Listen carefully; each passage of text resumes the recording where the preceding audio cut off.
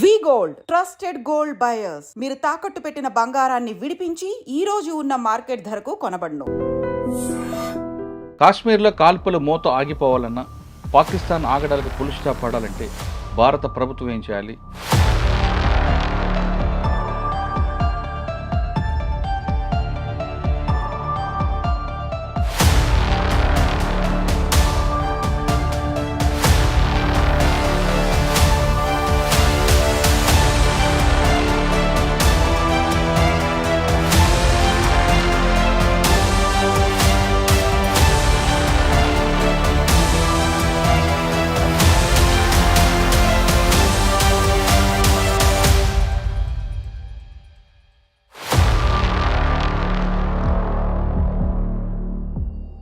పర్టికులర్గా హిందువుల్ని ముస్లిం వేరు చేసి చంపడం అనేది ఇది ఫస్ట్ టైం.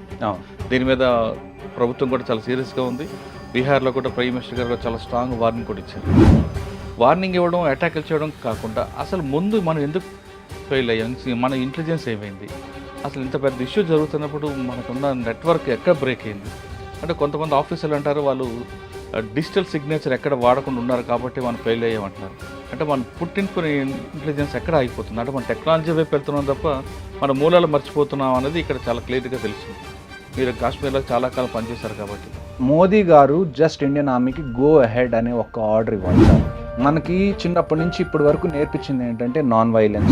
ఇవాళ ఏం అవసరం ఉంది చెప్పండి పాకిస్తాన్తో మనం సంబంధం పెట్టుకోవడానికి? ప్రతిసారి ఇలాగ ఏదో ఒకటి జరుగుతుంది, మీరు 2 రోజులు గట్టిగా అరుస్తారు, ఆ తర్వాత మళ్ళీ మనకి పాకిస్తాన్ ఇండియా క్రికెట్ మ్యాచ్ కావాలి అంటారు. ఇలాగైతే కుదరదు కదా. జరిగినప్పుడు మనం క్యాండిల్ ర్యాలీ తీస్తాం, ఆ తర్వాత మళ్ళీ పాకిస్తాన్. అంతెందుకు మన హైదరాబాద్లో రీసెంట్గా పాకిస్తాన్ వచ్చి ఇక్కడ ఆడినప్పుడు మీరు చూసారు ఎయిర్పోర్ట్లో ఎలాగంటి crowd. Indian navy great, Indian air force great అనేవాళ్ళు తప్ప వాళ్ళ కొడుకుల్ని పంపించేవాళ్ళు ఎంతమంది? మాకు ఫోన్లు రావాల్సిన అవసరం కూడా లేదు, మేము వెంటనే ప్యాక్ చేసుకొని మేము వెళ్ళడానికి వీఆర్ వెరీ రెడీ.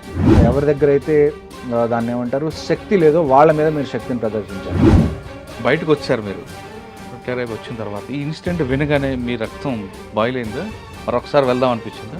ఖచ్చితంగా నేను మీకు ఇందాటి నుంచి అదే చెప్తున్నాను. If war is the only solution now, మాకు ఫోన్ కాల్స్ లెటర్స్ రావాల్సిన అవసరం కూడా లేదండి. Welcome to I dream. కాశ్మీర్లో కాల్పుల మోత ఆగిపోవాలన్నా, పాకిస్తాన్ ఆగడాలకు ఫుల్ స్టాప్ పడాలంటే భారత ప్రభుత్వం ఏం చేయాలి, ముఖ్యంగా ప్రజలు ఏం చేయాలి అనే విషయంపై మనతో మాట్లాడడానికి మాజీ మేజర్ హర్షవర్ధన్ గారు ప్రస్తుతం ఉన్నారు. ఆయన అడిగి చాలా క్లారిటీ తీసుకుంది. సార్ నమస్తే అండి. జై హింద్ మురళి గారు. సార్ కాశ్మీర్ ఇష్యూ చూస్తున్నామండి, ఫస్ట్ టైం టూరిస్టులను టార్గెట్ చేయడం.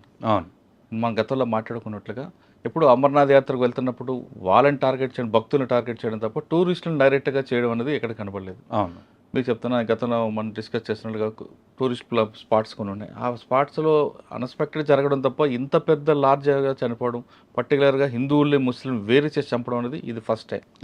దీని మీద ప్రభుత్వం కూడా చాలా సీరియస్గా ఉంది. బీహార్లో కూడా ప్రైమ్ మినిస్టర్ గారు చాలా స్ట్రాంగ్ వార్నింగ్ కూడా ఇచ్చారు. వార్నింగ్ ఇవ్వడం, అటాకులు చేయడం కాకుండా అసలు ముందు మనం ఎందుకు ఫెయిల్ అయ్యాం, మన ఇంటెలిజెన్స్ ఏమైంది, అసలు ఇంత పెద్ద ఇష్యూ జరుగుతున్నప్పుడు మనకున్న నెట్వర్క్ ఎక్కడ బ్రేక్ అయింది అంటే కొంతమంది ఆఫీసర్లు అంటారు వాళ్ళు డిజిటల్ సిగ్నేచర్ ఎక్కడ వాడకుండా ఉన్నారు కాబట్టి మనం ఫెయిల్ అయ్యామంటున్నారు. అంటే మన పుట్టింపుని ఇంటెలిజెన్స్ ఎక్కడ ఆగిపోతుంది అంటే మన టెక్నాలజీ వైపు వెళ్తున్నాం తప్ప మన మూలాలు మర్చిపోతున్నాం అనేది ఇక్కడ చాలా క్లియర్గా తెలుస్తుంది. మీరు కాశ్మీర్లో చాలా కాలం పనిచేశారు కాబట్టి ఇక్కడ ఫెయిల్యూర్ ఎక్కడ కనిపిస్తుంది అంటారు? చూడండి, ఫస్ట్గా మాట్లాడుకుంటే ఆర్మీ కానివ్వండి, సిఆర్పిఎఫ్ కానివ్వండి, జేఎండ్కే పోలీస్ కానివ్వండి, ఇంటెలిజెన్స్ ఫెయిల్యూర్ అయితే మాత్రం దీన్ని మనం ఖచ్చితంగా అనాల్సిందే. దానికి ఒప్పుకోవాల్సిందే. తప్పు ఉన్నప్పుడు ఒప్పుకోవాలి, అప్పుడే మనం దాన్ని కరెక్ట్ చేసుకోగలం. అలా కాదు తప్పు లేదు, మా తప్పేం లేదు అంటే that is not the right approach to a problem. ఇంకొకటి, ఇందాక మీరు చెప్పినట్టు ప్రతిసారి అమర్నాథ్ యాత్రకు ఎవరైతే భక్తులు వెళ్తారో వాళ్ళ మీద అటాక్ చేయడానికి చాలాసార్లు అటెంప్ట్స్ జరిగినాయి, అటాక్స్ జరిగినవి కూడా ఇంతకుముందు. కానీ టూరిస్ట్ మీద, పర్యాటకుల మీద డైరెక్ట్గా అటాక్ అనేది ఇప్పటి వరకు జరగలేదు. మేబీ అదొక రీజన్ అయి ఉండొచ్చు, దాన్ని మనం ముందే యాంటిసిపేట్ చేయకపోవడానికి. అట్ ద సేమ్ టైం నాకు ఎక్కడో లింక్ మిస్ అవుతుందని అనిపిస్తుంది ఇందులో. ఎందుకంటే నేను ఇందాక చెప్పినట్టుగా పర్యాటకుల్ని డైరెక్ట్గా టార్గెట్ చేసి, అది కూడా ఇంతమందిని, అంటే ఇంతకు ముందు కూడా టూరిస్ట్ కొంతమంది చనిపోయారు కాశ్మీర్కి వచ్చినప్పుడు. మేబీ వాళ్ళు స్టోన్ పెల్టింగ్ మధ్యలో ఇరుక్కొని, లేకపోతే ఆపరేషన్స్ మధ్యలో ఇరుక్కొని చనిపోయారే తప్ప డైరెక్ట్గా టార్గెట్ చేసి టూరిస్ట్ని చంపింది అన్నది ఇంతకుముందు నేను ఎప్పుడు చూడలేదు. సో ఇందులో దీని అర్థం ఏంటో నేను కూడా అర్థం చేసుకోవడానికి ట్రై చేస్తున్నాను. ఇక్కడ అన్నిటికన్నా మెయిన్ ప్రాబ్లం మనకేంటి అంటే లోకల్ సపోర్ట్ లేకుండా ఇదంతా జరగడం అనేది ఇంపాసిబుల్. ఇంకొక విషయం మనందరం ఒకటి గుర్తుపెట్టుకోవాల్సిన విషయం ఏంటి అంటే దిస్ ఈజ్ ఇస్లామిక్ టెర్రరిజం. మీకు నచ్చినా నచ్చకపోయినా, మీకు వినడానికి ఇబ్బందిగా ఉన్నా లేకపోయినా, I'm not here to give politically correct statements. This is Islamic terrorism. నేను ఎందుకు చెప్తున్నాను అంటే ఇస్లాం అనేది ఒక్క ఇండియాలోనే కాదు కదా ఉంది. ఇప్పుడు పాకిస్తాన్ని మనం ఏమంటాం? పాకిస్తాన్ని మనం ఇస్లామిక్ రిపబ్లిక్ ఆఫ్ పాకిస్తాన్ అంటాం.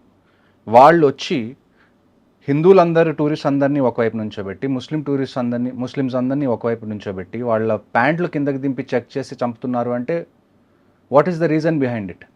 వాళ్ళు చంపిన తర్వాత వెళ్ళి మీ మోదీకి చెప్పుకోండి ఇలాంటి స్టేట్మెంట్స్ ఇస్తున్నారు అంటే దాని అర్థం ఏంటి? దాని అర్థం ఏంటి అంటే పాకిస్తాన్ పుట్టిందే హిందూ హేట్రేడ్ మీద. మీరు దాన్ని డినై చేయలేరు. 2 నేషన్ థియరీ ఏదైనా కావచ్చు, వాళ్ళు వేరుగా మాకు ల్యాండ్ కావాలి, మేము వేరే కంట్రీ పెట్టుకుంటాం అని అన్నప్పుడు that is not out of వాళ్ళు ఏదో డెవలప్ అవ్వాలి వాళ్ళ సొంతంగా అని కాదు. Just one plain reason is వాళ్ళకి హిందూస్తో ఉండడం ఇష్టం లేదు. సో ఇప్పుడనే కాదు, నేను కాశ్మీర్లో నేను సర్వ్ చేసినప్పటి నుంచి లాస్ట్ 1947లో ఎప్పుడైతే మనం ఇండిపెండెంట్ అయ్యామో అప్పటి నుంచి చూసుకుంటే ఇప్పటి వరకు ప్రతిసారి there is always hate angle. రీసెంట్గా మనకి బలూచిస్తాన్లో బలూచ్ లిబరేషన్ ఆర్మీ అనేది ఆ ట్రైన్ మీద అటాక్ చేసి హైజాక్ చేసి చాలా పెద్ద ఆపరేషన్ చేశారు వాళ్ళు పాకిస్తాన్ ఆర్మీ మీద. అలాంటి హైజాక్ అనుకోవచ్చా, లేదు వాళ్ళు ఇండిపెండెన్స్ కోసం వాళ్ళు చేశారు అనుకోవచ్చు? ఇండిపెండెన్స్ కోసమే ఈ ఫైట్. కానీ దాన్ని హైజాక్ అని అనకూడదు. హైజాక్ ఎందుకు అంటున్నాను అంటే అందులో వాళ్ళు ఒక్క సివిలియన్స్ని కూడా ఎక్కడా టచ్ చేయలేదు. ఆ జనరల్గా బలూచిస్తాన్లో క్వెటా అనే ఒక ప్లేస్ ఉంది. అది బలూచిస్తాన్కి మీరు క్యాపిటల్ సిటీ లాగా అనుకోవచ్చు. ఆ ఏరియాలో చాలామంది ఆర్మీ వాళ్ళు కానీ డిఫెన్స్ ఫోర్సెస్ వాళ్ళు, పాకిస్తాన్ వాళ్ళు అక్కడ పోస్టింగ్ ఉంటారు.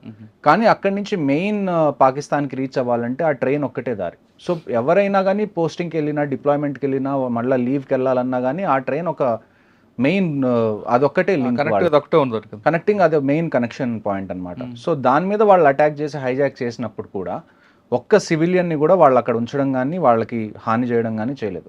సో ఇదే ఇప్పుడు even if you are fighting, మీరు ఒకవేళ ఫైట్ చేస్తున్నా కానీ there are some unsaid rules.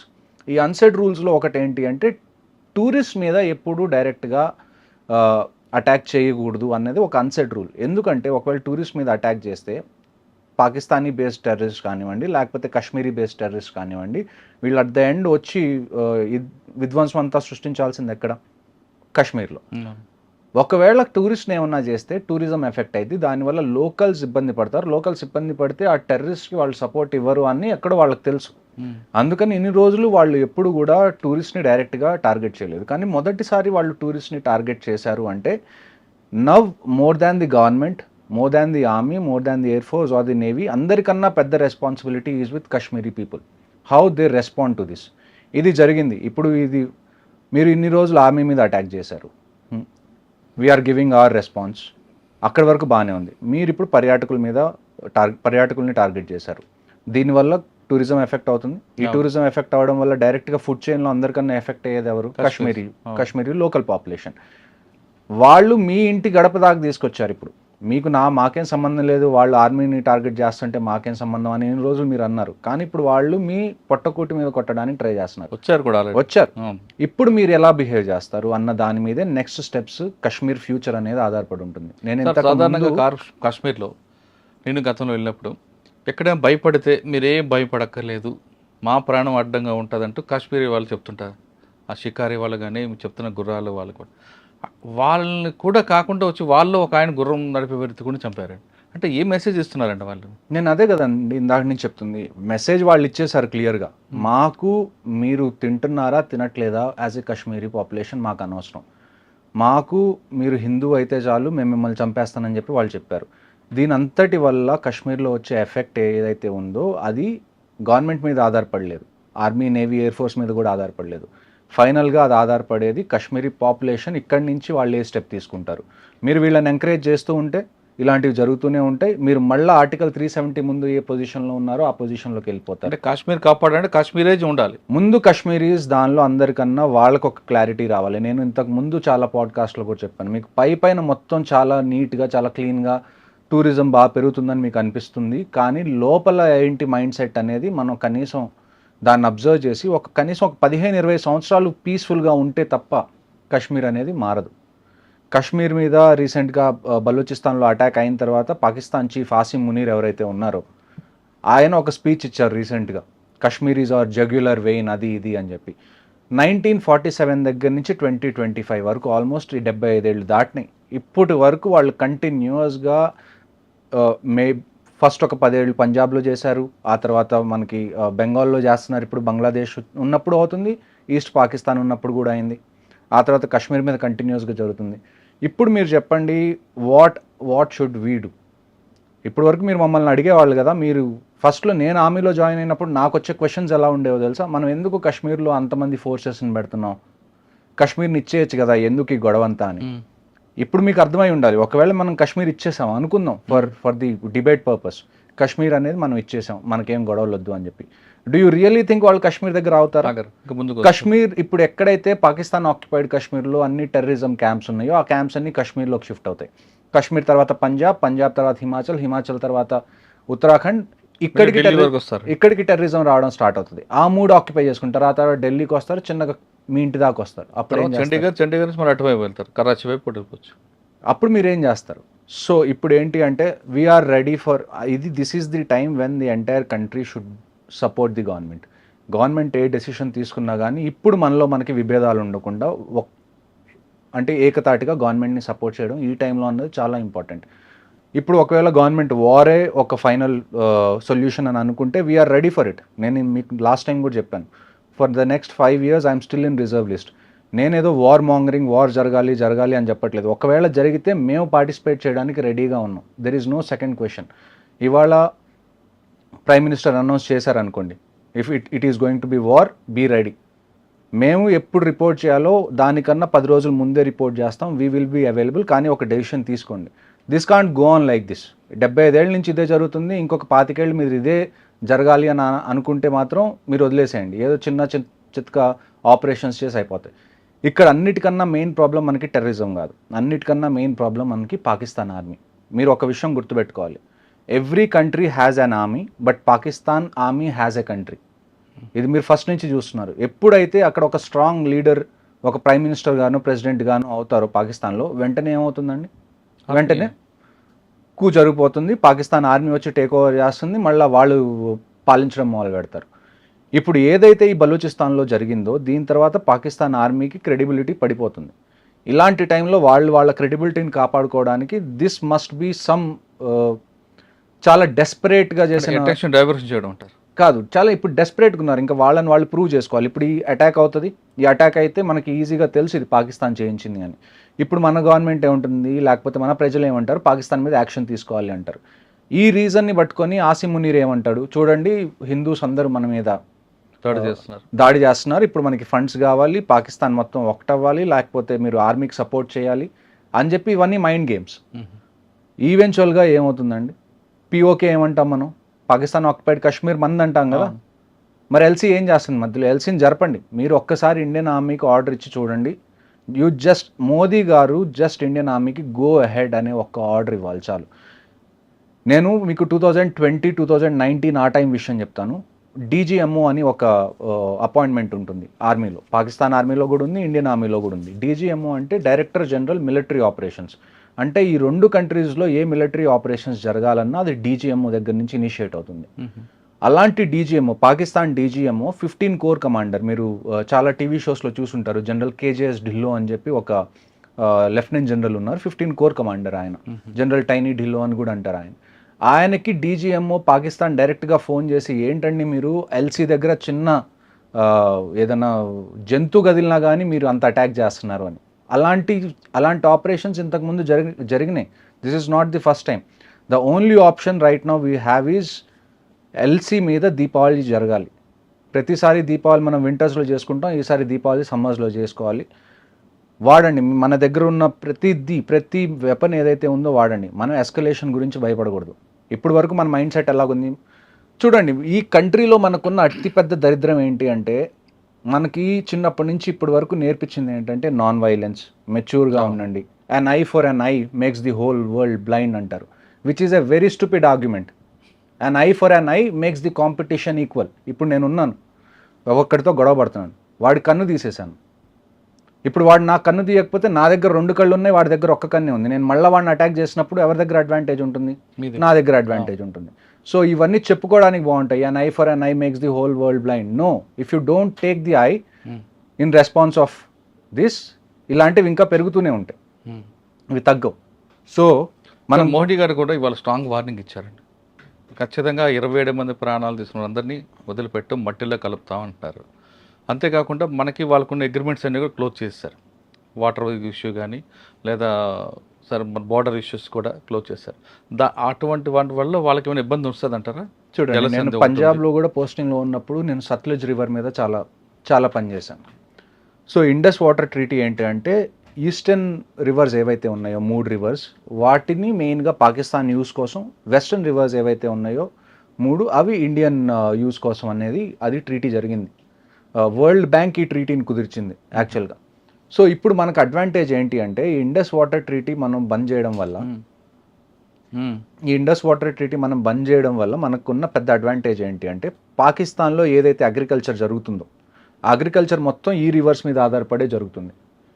Sindhu, Indus, రావి, రావి, ఇంకొక రివర్ ఏదో 3 రివర్స్, హిమాచల్ ప్రదేశ్, బియాస్, హిమాచల్ నుంచి ఏవైతే ఉన్నాయో ఇవన్నీ కొన్ని టిబెత్లో ఆరిజిన్ అవుతాయి, కొన్ని హిమాచల్లో ఆరిజినేట్ అవుతాయి. జనరల్లీ హిమాలయాస్లో ఆరిజినేట్ అయ్యే రివర్స్ అన్నీ అరేబియన్ సీలో కలవడానికి మన ఇండియా నుంచి పాకిస్తాన్ మీదుగా వెళ్ళి అరేబియన్ సీలో కలుస్తాయి.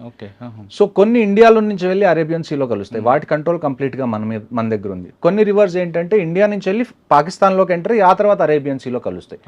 ఈ ఏ రివర్స్ అయితే ఇండియాలో ఎంటర్ అయ్యి తర్వాత పాకిస్తాన్లోకి ఎంటర్ అవుతాయో దాని కంట్రోల్ మన దగ్గర మనం పెట్టుకోవచ్చు.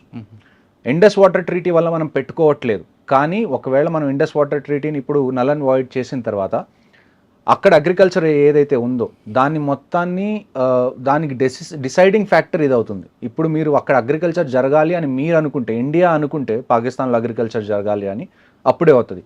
ఒకవేళ ఇండియా అక్కడ కరువు రావాలి అని అనుకుంటే ఇక్కడ ఉన్న వాటర్ని మనం బ్లాక్ చేస్తాం, దానివల్ల వాళ్ళు అగ్రికల్చర్ సరిగ్గా చేసుకోలేరు. And at the same time ఎప్పుడైతే ఏదైనా వార్ లాంటి సిచ్యువేషన్ వచ్చిందనుకోండి, కొన్నిసార్లు మీరు ఏరియా మొత్తాన్ని ఫ్లడ్డింగ్ చేయాల్సి వస్తుంది. వాళ్ళ ఎక్విప్మెంట్ ఏవి ముందుకు రాకుండా, వాళ్ళ సోల్జర్స్ ముందుకు రాకుండా ఏరియా మొత్తాన్ని వాటర్లో ఫ్లడ్డింగ్ చేయాలన్నా కానీ అప్పుడు ఈ రివర్స్ మనకి యూజ్ అవుతాయి. సో ఓవరాల్గా ఇక మీద నుంచి పాకిస్తాన్లో నీళ్లకు సంబంధించి ఏ ఇబ్బంది వచ్చినా కానీ అది ఇండియా వల్లే. అంటే ఇప్పుడు అగ్రిమెంట్ ఆపారు కాబట్టి పాకిస్తాన్లో ఖచ్చితంగా కరువు ఉంటుంది అంటారు. ఖచ్చితంగా. అంటే పబ్లిక్ అక్కడ సఫర్ అవుతుంది. మన పబ్లిక్ సఫర్ అయింది కదండి. It's not the army who has suffered this time. ఇప్పుడు మీరు ఆర్మీ టు ఆర్మీ పెట్టుకున్నారు, లేకపోతే మీరు టెర్రరిస్ట్ పంపించారు, ఆర్మీ టెర్రరిస్ట్ తో ఫైట్ చేస్తుంది, లేకపోతే అది వేరే విషయం. పబ్లిక్ మీదకి వచ్చాడు. పబ్లిక్ ని మీరు టచ్ చేయకూడదు, నో మ్యాటర్ వాట్. ఒక కంట్రీ మొత్తానికి ఆర్మీ కానీ పోలీస్ కానీ ఇవన్నీ సెక్యూరిటీ ఏజెన్సీస్ ఎందుకున్నాయి అంటే పబ్లిక్ ని టచ్ అవ్వకుండా మేము చూసుకునేలాగున్నాయి. అలాంటిది మీరు పబ్లిక్ ని టచ్ చేశారు. ఇప్పుడు పబ్లిక్ ని టచ్ చేసిన తర్వాత if our public is suffering, will make sure you face the consequences. ఇప్పుడు మనం ఎంతమందికి మెడికల్ వీసాస్ ఇస్తున్నామండి ఇండియాలో వచ్చి ట్రీట్మెంట్ చేయించుకోవడానికి పాకిస్తానీస్కి? We have been kind enough, but మరీ మనం ఇంత కైండ్గా ఉంటే don't take this as helplessness. అచ్చా, అంటే ఇప్పుడు జలసంధి అనేది బ్రేక్ అయింది కాబట్టి సఫర్ అవుతారు ఖచ్చితంగా సఫర్. సెకండ్ ఇష్యూ ఏంటంటే అట్టారీ వాగా బార్డర్ కూడా క్లోజ్ అన్నారు. దానివల్ల వాళ్ళకి జరిగే నష్టం ఏంటి? వాళ్ళు ఇంకా నేను అదే కదండి మీకు చెప్తుంది, అన్ని వీసాస్ రిజెక్ట్ అయిపోయినాయి. ఎవరు ఇటు నుంచి అటువైపు రావడానికి లేదు. ఏదైతే మనం ఏదైనా పండుగలు ఉన్నప్పుడు మన బీఎస్ఎఫ్ వాళ్ళు అటువైపు పాకిస్తాన్ రేంజర్స్ ఎవరైతే ఈ అట్టారీ వాగా బార్డర్లో స్వీట్స్ డిస్ట్రిబ్యూట్ చేసుకోవడాలు, రోజు ఈవినింగ్ ఆ పెరేడ్లు అవి ఇవి చేయడాలు ఇవి ఆగిపోతాయి. అవన్నీ ఎప్పుడు చేస్తాం మనం? కండిషన్స్ మామూలుగా ఉన్నప్పుడు చేస్తాం. ఇప్పుడు కండిషన్స్ ఏం మామూలుగా లేవు కదా. We're taking a very strong stand as a country. నేను అదే ఇందాక నుంచి చెప్తుంది మీకు. ఇప్పుడు గవర్నమెంట్ని డెసిషన్ తీసుకొనివ్వండి. ఇప్పుడు మీరు మనం కొట్టుకొని మనం విడిపోయి మనం ఒక అనానిమస్ సపోర్ట్ ఇవ్వకపోతే ఉన్న గవర్నమెంట్ కూడా ఏమీ చేయలేదు. సో గవర్నమెంట్ ఎంత రోల్ ఉందో ప్రజలుగా కూడా మనకి అంతే రోల్ ఉంది to support the government in what ever stand it takes. Okay, ఇంకా ఇండియాలో ఉన్న పాకిస్తాన్ అందరూ కూడా ఇమీడియట్గా వెళ్ళిపోవాలని చెప్పారు. వాళ్ళ హై కమిషన్ ఏదైతే ఇక్కడ ఉందో, వాళ్ళ డిఫెన్స్ అటాచీస్ ఎవరైతే ఇక్కడ ఉన్నారో వాళ్ళందరూ వెళ్ళిపోవాలి. స్ట్రెంత్ తగ్గిపోయింది. అక్కడ ఉన్న మన వాళ్ళని కూడా మనం వెనక్కి పిలుస్తున్నాం. ఇది చిన్న ఎస్కలేషన్ కన్నా కానీ నన్ను అడిగితే మాత్రం పాకిస్తాన్లో ఉన్న మన హై కమిషన్ని ముగిచ్చేసేయండి, ఇక్కడున్న వాళ్ళ హై కమిషన్ని ముగిచ్చేసేయండి. మనకి ఇవాళ ఏం అవసరం ఉంది చెప్పండి పాకిస్తాన్తో మనం సంబంధం పెట్టుకోవడానికి? మనం ఏమన్నా వాళ్ళ దగ్గర నుంచి ట్రేడ్ చేస్తున్నాం, అక్కడి నుంచి మనకి ఏమన్నా ఇంపార్టెంట్ విషయాలు ఏమన్నా కావాలా? అంటే ఇంపార్టెంట్ ఇంపోర్ట్స్ ఏమన్నా కావాలా? ఏమీ లేదు. మనకు లేకపోతే ఇన్ఫ్యాక్ట్ పాకిస్తాన్ అనేది సర్వైవ్ అవ్వడం కష్టం. వాళ్ళు లేకపోయినా ఉన్నా కానీ you know how India is. మనం ఎంత ప్రాస్పర్ అవుతున్నాం, మనం ఎంత పని చేస్తున్నాం, మనల్ని మనం ఎంత ఇంప్రూవ్ చేసుకోవడానికి ట్రై చేస్తున్నాం, మనందరికీ తెలిసిన విషయం. ఓకే సార్, ఇప్పుడు పాకిస్తాన్ ఇమీడియట్గా వేకెట్ చేయమని చెప్పారు మోడీ 1 వీక్లో. కానీ ఇక్కడ కొంతమంది మీరు చెప్తున్నట్టుగా హెల్త్ ఇష్యూ లేదు, ఇంకో రకంగా వచ్చి ఉన్నారు. విశాఖపట్నం ఆ ప్రాంతాలు పిల్లలు కూడా చదువుకున్నారు యూనివర్సిటీలో. వాళ్ళందరూ వెళ్ళిపోతే వాళ్ళకు కూడా ఇబ్బంది కదా, అంటే వాళ్ళు చేసే పనికి. నేను ఇదే మీకు చెప్తుంది ఇందాకటి నుంచి, ఇబ్బంది కదా. వై ఆర్ యూ అంటే మీరేమన్నా అది తీసుకున్నారా రెస్పాన్సిబిలిటీ? పాకిస్తాన్లో ఎవరైనా ఇబ్బంది పడితే అది నా ఇబ్బంది అని చెప్పి మన రెస్పాన్సిబిలిటీ ఎందుకు తీసుకున్నాం? ఒకవైపు వాళ్ళ గవర్నమెంట్ అంతా ఇది చేస్తుంది, మరి మనం ఎందుకు వాళ్ళు ఏమైపోతారో అనుభూతి చూపించగలదంట. ఎందుకు అంత మెచ్యూరిటీ ఎందుకు? 75 ఏళ్ళ నుంచి మీకు ప్రతిసారి ఇలాగ ఏదో ఒకటి జరుగుతుంది, మీరు 2 రోజులు గట్టిగా అరుస్తారు, ఆ తర్వాత మళ్ళీ మనకి పాకిస్తాన్ ఇండియా క్రికెట్ మ్యాచ్ కావాలి అంటారు. ఇలాగైతే కుదరదు కదా. జరిగినప్పుడు మనం క్యాండిల్ ర్యాలీ తీస్తాం, ఆ తర్వాత మళ్ళీ పాకిస్తాన్. అంతెందుకు, మన హైదరాబాద్లో రీసెంట్గా పాకిస్తాన్ వచ్చి ఇక్కడ ఆడినప్పుడు మీరు చూసారు ఎయిర్పోర్ట్లో ఎలాగంటి క్రౌడ్. నేను ఎప్పటి నుంచో చెప్తాను, నన్ను అంటారు చాలామంది, మీరు ఆర్టిస్ట్ని ఎందుకు ఇంక్లూడ్ చేస్తారు, క్రికెటర్స్ని ఎందుకు ఇంక్లూడ్ చేస్తారు అంటే ఇదేంటి, ఇది మా ఆర్మీదో లేకపోతే నేవీదో ఎయిర్ ఫోర్స్దో సొంత గొడవ ఇది? మా ఇంట్లో వాళ్ళని ఏమన్నా టార్గెట్ చేసినందుకు మేము అక్కడికి వెళ్ళామా? లేదు కదా. It is not just our responsibility to support this country, it's responsibility of every individual of this country to support. Okay, అప్పుడే కదా. ఇప్పుడు మీరు ఒక వైపు నుంచి అక్కడి నుంచి ఆర్టిస్ట్ని పిలుస్తున్నారు, వాళ్ళతో మూవీస్ చేస్తున్నారు, వాళ్ళకి డబ్బులు ఇస్తున్నారు, లేకపోతే అక్కడి నుంచి మీరు క్రికెటర్స్ని పిలుస్తున్నారు, వాళ్ళని ఎంకరేజ్ చేస్తున్నారు. ఒకప్పుడు ఎప్పుడైతే యుఎస్కి రష్యాకి గొడవ ఉన్నప్పుడు, కోల్డ్ వార్ ఎప్పుడైతే జరుగుతున్నప్పుడు, ఒక్కొక్క కంట్రీ రెండో కంట్రీలో, అంటే యుఎస్లో ఎప్పుడైతే ఒలింపిక్స్ జరిగినాయో రష్యా దాన్ని బాయ్కాట్ చేసింది, రష్యాలో ఎక్కడైతే ఒలింపిక్స్ జరిగినాయో యుఎస్ దాన్ని బాయ్కాట్ చేసింది. జస్ట్ యుఎస్ అండ్ రష్యా కాదు, వీళ్ళ సపోర్టింగ్ కంట్రీస్ ఏవైతే ఉన్నాయో అవి కూడా బాయ్కాట్ చేసింది అటెండ్ అవ్వడానికి. అంత పెద్ద ఒలింపిక్స్నే జనాలు బాయ్కాట్ చేస్తున్నారు వాళ్ళ కంట్రీ మీదకి ఏమన్నా వస్తే. మీరు ఆఫ్టర్ ఆల్ ఛాంపియన్స్ ట్రోఫీ కోసం ఏడుస్తున్నారు. అంటే మీరు చెప్తుంది అక్కడ కంట్రీలో ఉన్న వాళ్ళ ప్రతి సిటిజన్ కమిట్మెంట్ ఉంది, మన దగ్గర కమిట్మెంట్ మన దగ్గర కూడా ఉందండి. మీరు ఇప్పుడు వాళ్ళ సొసైటీలో చూసుకుంటే 90% of the people support what ever the government is going to do. Correct. కానీ ఆ 90% వాళ్ళు వచ్చి బయటికి మాట్లాడలేని పరిస్థితి. ఎవరైతే 10% ఇలాగ మాట్లాడతారో, మనం సానుభూతి చూపించాలి, మనం కొద్ది సాఫ్ట్గా ఉండాలి, వీళ్ళ దగ్గరే బయటికి మాట్లాడే సాధనాలు ఉన్నాయి. ఇంకొకటి ఏంటి అంటే, చాలామంది, నేను ఇందాక కూడా మీకు చెప్పాను, we have to certify this as Islamic terrorism. చాలామంది ఈ మాట అనడానికి కూడా భయపడే పరిస్థితుల్లో ఉన్నారు ఇవాళ. ఈ మాట డైరెక్ట్గా చెప్పలేరు, ఎందుకంటే వాళ్ళ ఫ్రెండ్స్ని వాళ్ళు ఏమైనా ఇబ్బంది పెడతారేమో, వాళ్ళ ముస్లిం ఫ్రెండ్స్ని, లేకపోతే వాళ్ళ దగ్గర పనిచేసేవాళ్ళు, లేకపోతే వాళ్ళు ఎవరైనా ముస్లిమ్స్ దగ్గర పనిచేస్తుంటే ఇలాంటి స్టేట్మెంట్స్ ఇస్తే వాళ్ళు ఇబ్బంది పడతారేమో అని చెప్పి ప్రతిసారి మీరు వేరే వాళ్ళ మనసుల గురించి ఆలోచించుకునే పరిస్థితి ఏంటి? మీకు ఒక మనసు లేదా? What is your heart saying? You know what the things are on ground. కానీ మన దగ్గర వచ్చిన ఒక మైనస్ ఏంటంటే, మీరు చెప్తుండే ప్రతి ఒక్కరు పాకిస్తాన్ మీద యుద్ధం అనగా నేను వెళ్తా, తుపాకీ ఇవ్వండి వెళ్తానంటాడు. కానీ పాకిస్తాన్ ఇండియా మ్యాచ్ అనగానే మాత్రం డబ్బులు ఎక్కువ పెట్టి బ్లాక్లు పెట్టి సినిమా ఆ మ్యాచ్ చూస్తాడు. నేను అదే కదా, ఎందుకు అది తప్పు కదా. నేను అదే కదా మీకు చెప్తుంది, మనం సినిమా క్రికెట్ని దాటి ఆలోచించకపోతే these two are just your entertainment. What is cinema మీరు చెప్పండి నాకు? ఏముందండి entertainment? Cinema is a business of art, అంతే కదా. ఆయనకి డబ్బులు పంచడం తప్ప మన డబ్బులు తగలపెట్టుకో. మీకేం ఫ్రీగా ఎవరు సినిమా చూపించట్లేదు కదా, మీరు పే చేస్తారు, మీరు ఒక ప్రోడక్ట్ ఎలా కొనుక్కుంటారో సేమ్ అది. దానివల్ల లేదు. రేపటికి రేపు సినిమాలు ఆగిపోతే ఎంటర్టైన్మెంట్ ఆగిపోతే అని నేను చెప్పట్లేదు, జస్ట్ సినిమా నష్టం లేదు. సొసైటీలో ఏం పెద్ద నష్టం ఏముండదు. రేపటికి రేపు క్రికెట్ మనం ఆడకపోతే, పాకిస్తాన్తో ఆడట్లేదు, మేబీ సౌత్ ఆఫ్రికాతో ఆడతాం, ఆస్ట్రేలియా. సో మనకు ఆప్షన్ మన వాళ్ళు బ్లాక్ అని కొనుక్కొని చూస్తాడు. నేను మీకు చెప్తుంది, ఏ 10% ఎవరైతే ఉన్నారో, మనం సాఫ్ట్ గా ఉండాలి, మనకి డైలాగ్ ఉండాలి, మనం 75 డైలాగ్. 10% ఏం చేస్తారు, అదే ఇండియా మీద వారానగానే తుపాకి తీసుకెళ్తా అంటాడు.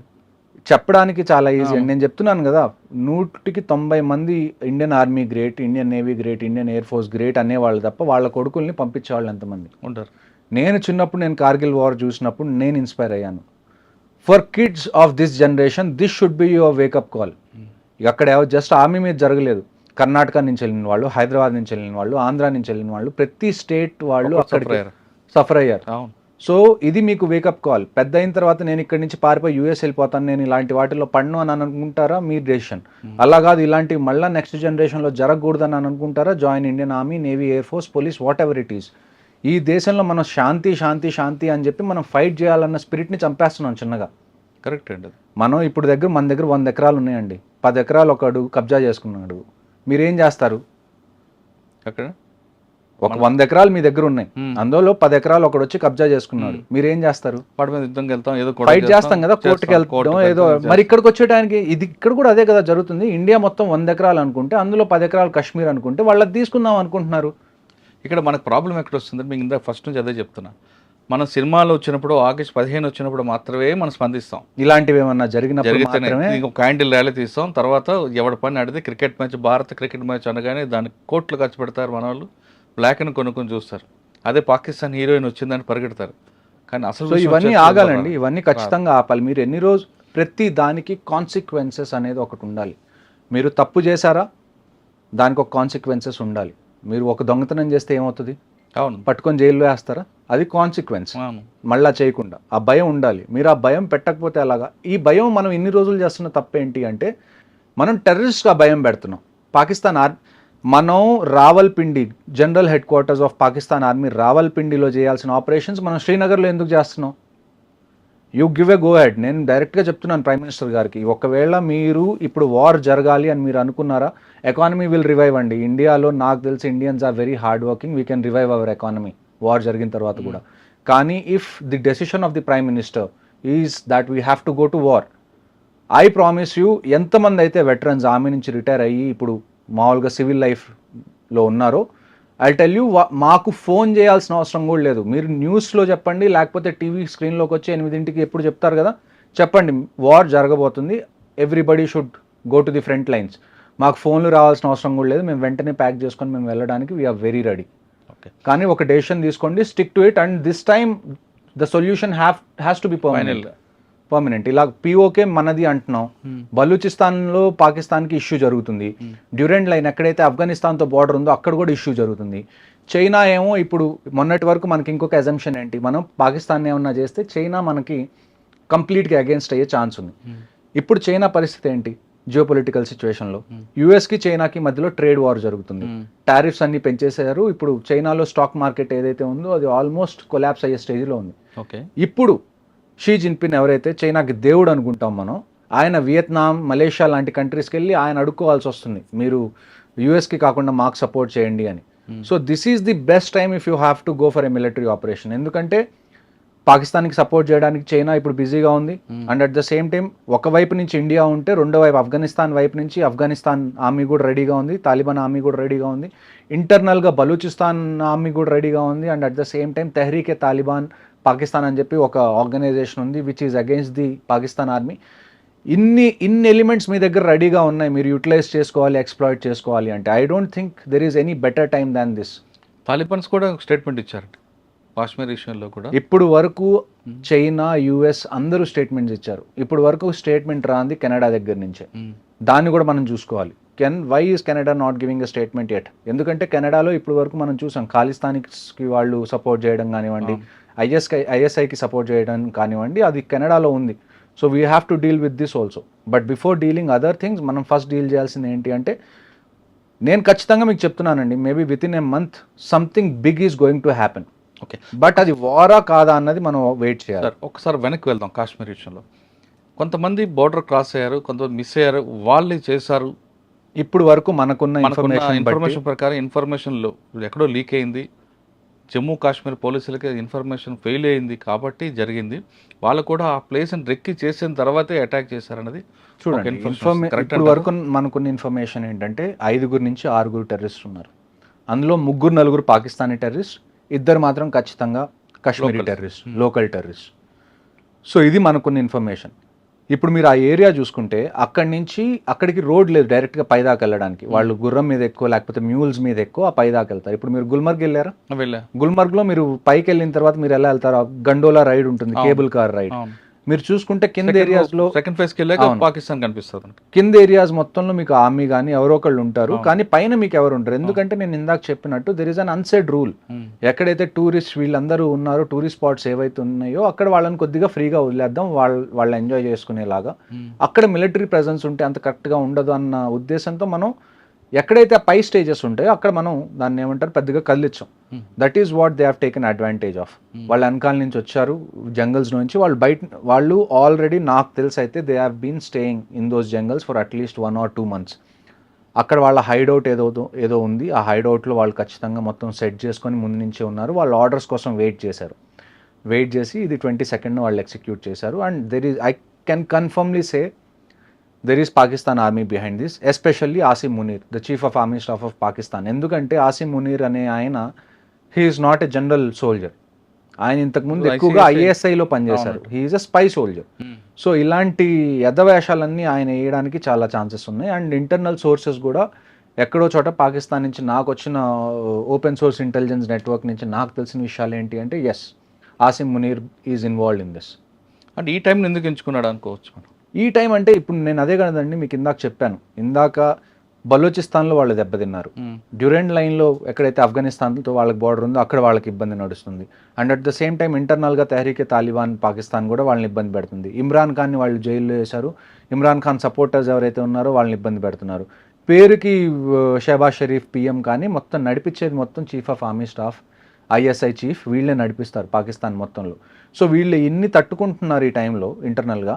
ఇలాంటి టైంలో వాళ్ళందరూ వాళ్ళ కంట్రీని యునైట్ చేయాలి అంటే హిందూస్కి అగేన్స్ట్గా మనం వెళ్ళాలి, హిందూస్ని మనం చంపాలి. సార్ ఇప్పుడు మీరు అన్నట్టు హిందూకి వ్యతిరేకంగా చంపారు, పాయింట్లు ఇప్పి చూపించి మరి లేదా ఖురాన్ చదవని వాళ్ళకి వెంటపడి మరి చంపారు. అవును. కానీ ఒక గుర్రం నడుపుకొచ్చిన ముస్లింలు కూడా చంపారు. నాకు తెలిసిన ఇన్ఫర్మేషన్ ప్రస్తుతానికి ఏంటి అంటే చూడండి, at the end Kashmir survive అయ్యేది దేని మీద?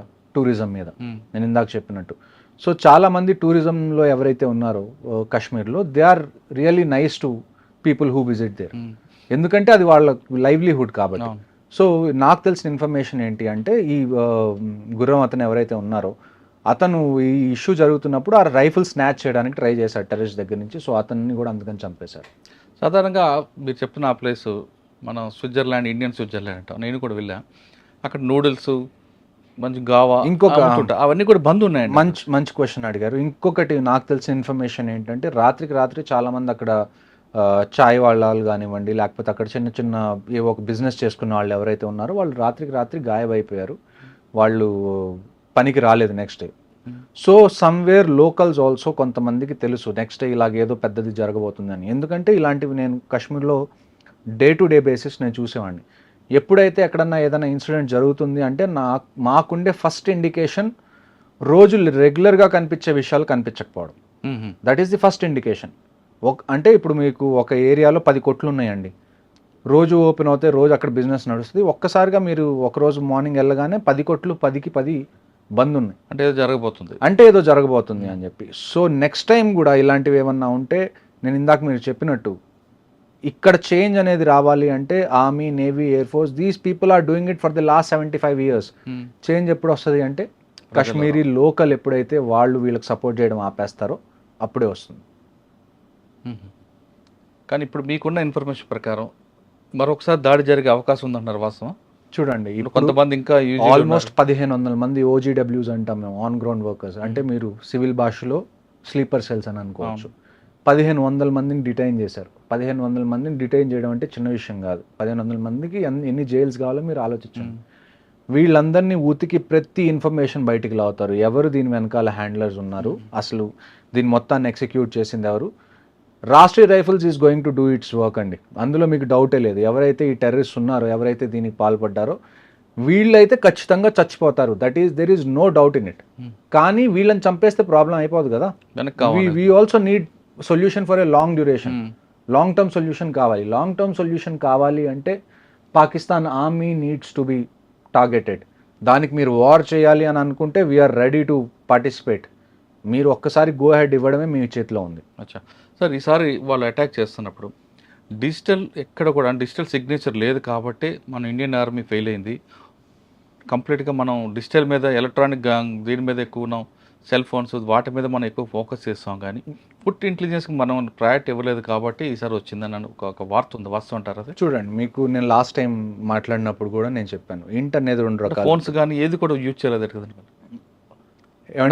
ఎలాగో అలాగా ఇప్పుడు ఒక ఆపరేషన్ చేయాలి అని అనుకుంటే ఎక్కడో చోట కమ్యూనికేషన్ అనేది వాళ్ళు ఎస్టాబ్లిష్ చేసుకోవాలి, తప్పదు అది. ఎప్పుడు అంటే బీట్ ఫిజికల్గా కానివ్వండి, లేకపోతే టెక్నికల్గా కానివ్వండి, మనకి 2 రకాల ఇంటెలిజెన్స్ ఉంటాయి. ఒకటి ఫిజికల్ ఇంటెలిజెన్స్, ఒకటి టెక్ ఇంటెలిజెన్స్. ఫిజికల్ ఇంటెలిజెన్స్ కన్నా టెక్ ఇంటెలిజెన్స్ మీద మనం ఎందుకు డిపెండ్ అవుతాము అంటే technical intelligence is most of the time is very accurate.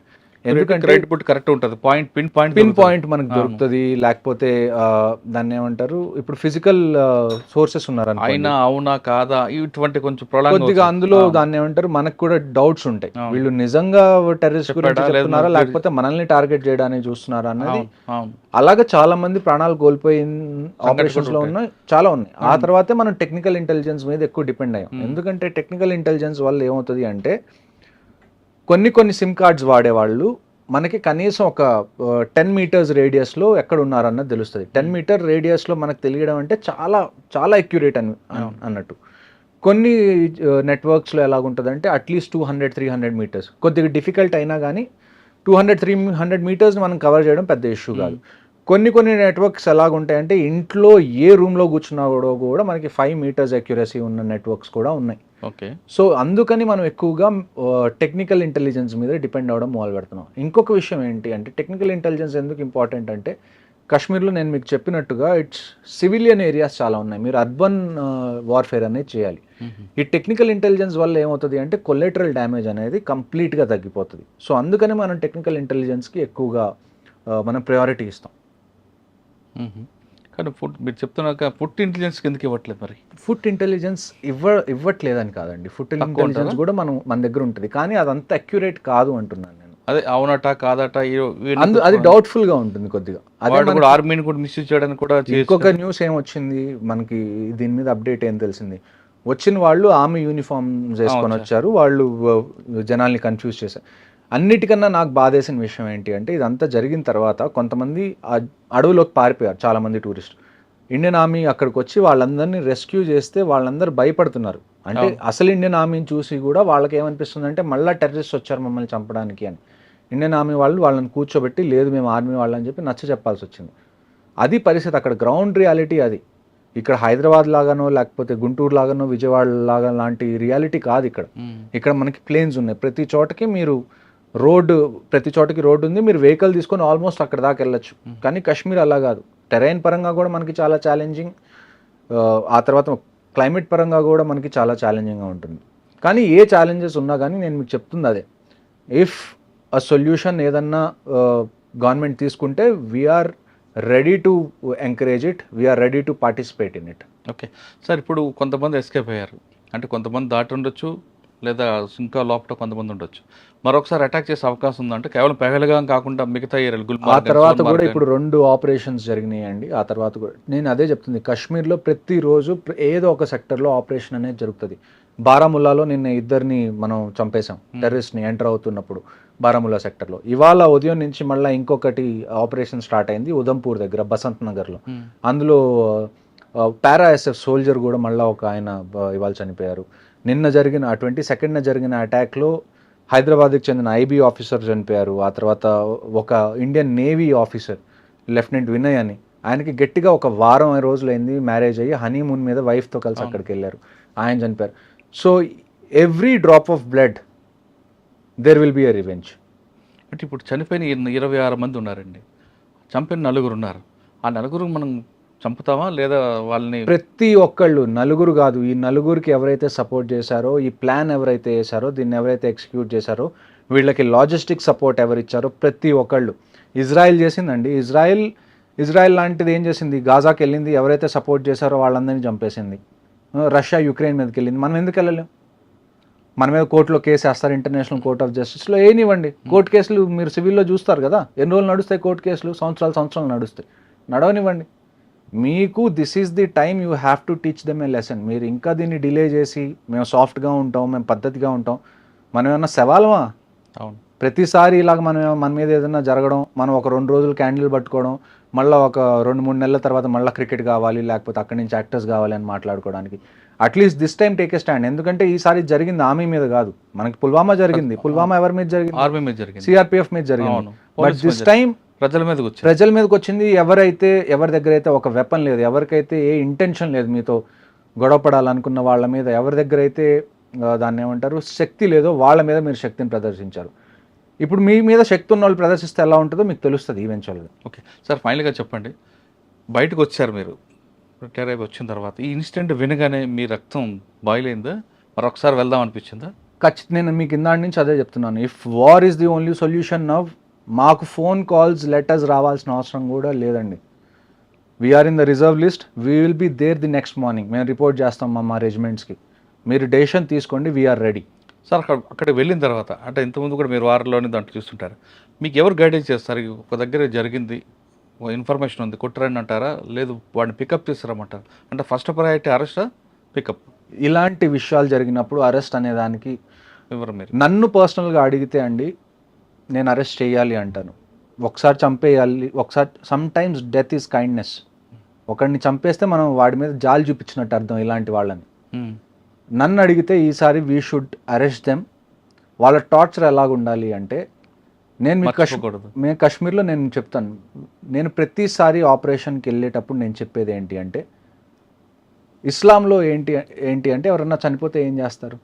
పూడ్చి పెడతారు, కాల్చరు. కాలిస్తే వాళ్ళు దాన్ని ఏమంటారు, వాళ్ళ రిలీజన్ బట్టి అది దాన్ని అగేన్స్ట్. ఏ టెర్రరిస్ట్ అయితే ఇస్లాం పేరు చెప్పుకొని ఇక్కడికి వచ్చి పిచ్చి పనులు చేస్తున్నాడో, make sure he doesn't get buried, make sure he gets burnt, he gets roasted. వాళ్ళకి ఎలాగ ఉండాలి అంటే, వాళ్ళు ఏదైతే అనుకొని వచ్చారో, నేను ఇదంతా చేస్తే నేను స్వర్గానికి వెళ్తాను, నన్ను పూడ్చిపెట్టిన తర్వాత అని అనుకున్నారో, ఆ థాట్ని చంపేసేయండి. నేను ఇప్పుడు కూడా అదే చెప్తున్నాను, ఎవరైతే వీళ్ళు ఉన్నారో నన్ను పర్సనల్గా అడిగితే killing them is not the answer. వాళ్ళని నించోబెట్టి వాళ్ళకి కనీసం ఒక 2-3 సంవత్సరాలు ప్రతిరోజు చిత్రహింసలు పెడితే తప్ప నెక్స్ట్ వచ్చే వాళ్ళకి ఆ భయం ఉండదు. చంపేస్తే ఏమవుతుంది, వస్తున్నాం చస్తున్నాం, వీ విల్ గెట్ 72 వర్జిన్స్ అనే డిల్యూషన్లో ఉన్నారు వీళ్ళు. జిహాద్ అంటున్నాడు కదా. ఈసారి రానివ్వండి, పట్టుకోండి, వాళ్ళని చంపకుండా వాళ్ళని జీవత్వాల్లాగా ఎన్ని రోజులు ఉంచగలిగితే అన్ని రోజులు మీరు ఉంచండి. That is how you teach a lesson నన్ను అడిగితే. కానీ దొరికే అవకాశం తక్కువ అంటారు. ఖచ్చితంగా దొరికే అవకాశం తక్కువ కాదండి. ఇప్పుడు ఏంటి అంటే, వాడి దగ్గర వెపన్ లేదనుకోండి, ఈజీగా వెళ్ళి ఎంత కష్టమైనా కానీ మనం పట్టుకోవచ్చు. కానీ మనం అక్కడికి వెళ్ళినప్పుడు ఏమవుతుందంటే గన్ ఫైట్ స్టార్ట్ అయిపోతుంది, ఫైర్ ఫైట్ స్టార్ట్ అయిపోతుంది. అందులో ఏంటి అంటే, మనం ఎంత ట్రై చేసినా వాడిని చంపకుండా పట్టుకోవాలి అన్న ఎంత ట్రై చేసినా కానీ ఎప్పుడైతే గన్ ఫైట్ స్టార్ట్ అవుతుందో ఈవెన్చువల్గా వాళ్ళని చంపాల్సి వస్తుంది.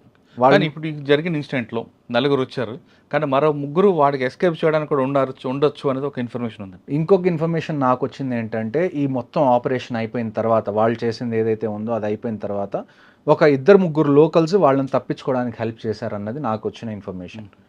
ప్రతి ఒక్కళ్ళకి వాళ్ళు మూల్యం చెల్లించాల్సిందే, దాంట్లో క్వశ్చన్ అనేది లేదు, సెకండ్ క్వశ్చన్. కానీ అది ఎలాగన్నది మనం వేచి చూడాలి. ఏదైనా పిఎం గారి డెసిషన్ మీద ఉంది. పిఎంగా చూడండి, లోకల్గా ఏది జరగాలన్నా కానీ ఆర్మీ డెసిషన్ తీసుకుంటే చాలు. బట్ ఇది చిన్న విషయం కాదు. ఆర్మీ మీద ఏదైనా అటాక్ అయింది, లేకపోతే ఏదైనా టెర్రరిస్ట్ ఆపరేషన్ కాదు ఇది. It is a direct declaration of war. ఎందుకంటే వాళ్ళు సివిలియన్స్ని టచ్ చేయకుండా ఉండాల్సింది. సివిలియన్స్ని టచ్ చేశారు అంటే directly or indirectly somewhere they want war, we will give it to them. Okay, Kashmir మీద యుద్ధం ప్రకటించారు పాకిస్తాన్ అంటున్నారు మేజర్ హర్షవర్ధన్ గారు. అక్కడ చనిపోయింది టూరిస్టులు కాదు, భారతదేశం మీద యుద్ధం ప్రకటించారు. కాబట్టి ప్రతి ఒక్క ప్రాణానికి మనం ప్రతీకారం తీర్చుకోవాల్సిన సమయం ఆసన్నమైంది అంటున్నారు మేజర్ గారు. ఇప్పటికైనా ప్రధానమంత్రి గారు ఖచ్చితంగా సరైన సమయంలో మంచి డెసిషన్ తీసుకుంటే, నేను బయటికి రావడానికి నాతో కాదు, నేనే కాదు, ఖచ్చితంగా రిటైర్ అయిన వాళ్ళందరూ కూడా ముందుకు వస్తాం. ఫోన్ కాల్ కూడా అవసరం లేదు, జస్ట్ న్యూస్లో చెప్తే చాలు, వస్తాం, మన సడాకని చూపిద్దాం అంటూ ఆయన వార్నింగ్ ఇస్తున్నారు. ఇప్పటికైనా చాలామంది కేవలం టూరిస్టులు చనిపోయినప్పుడు మాత్రమే మనం క్యాండిల్ ర్యాలీలు తర్వాత కార్యక్రమాలు చేసి ఏదో మమ అనిపించకుండా, ఎప్పుడు కూడా మనం ఎప్పటికైనా సరే మన దేశ పాకిస్తాన్ కాబట్టి దాంతో ప్రతీకారం చేరేయడానికి మీరందరూ ముందుకు రండి.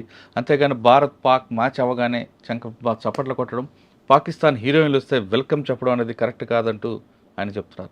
అది కాశ్మీర్లో జరిగిన ఇష్యూపై మేజర్ హర్షవర్ధన్ గారితో ఎక్స్క్లూజివ్ ఇంటర్వ్యూ. వచ్చే వారం మరో ఇష్యూలో మళ్ళీ కలుద్దాం. అంతవరకు నమస్తే సార్, థ్యాంక్ యూ. చనిపోయిన ప్రతి ఒక్క కుటుంబానికి